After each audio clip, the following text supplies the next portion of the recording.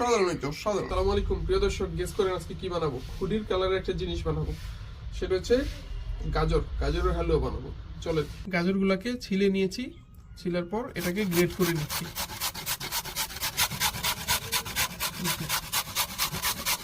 গাজরগুলোকে great করে নিলাম, এখন চুলায় চলে যাবো। প্যানের মধ্যে ঘি দিয়ে দিচ্ছি, এখানে কাঠবাদাম, কাজু বাদাম, চীনা বাদাম নিয়ে নিয়েছি। ঘিয়ের মধ্যে একটু ভেজে নিব, হালকা করে ভেজে নিলাম। এখন এটাকে নামিয়ে নিব, আর একটু ঘি দিয়ে নিচ্ছি সাথে।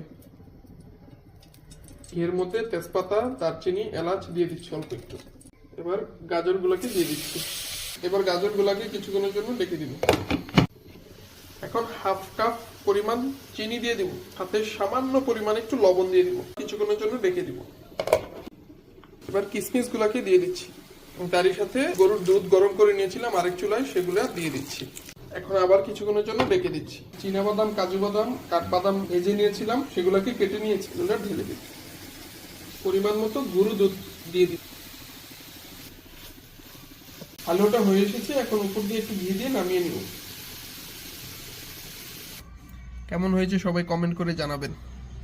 রেডি হয়ে গেল আমার গাজরের হালুয়া, এখন টেস্ট করে খাবো। বিসমিল্লাহির রহমানির রহিম।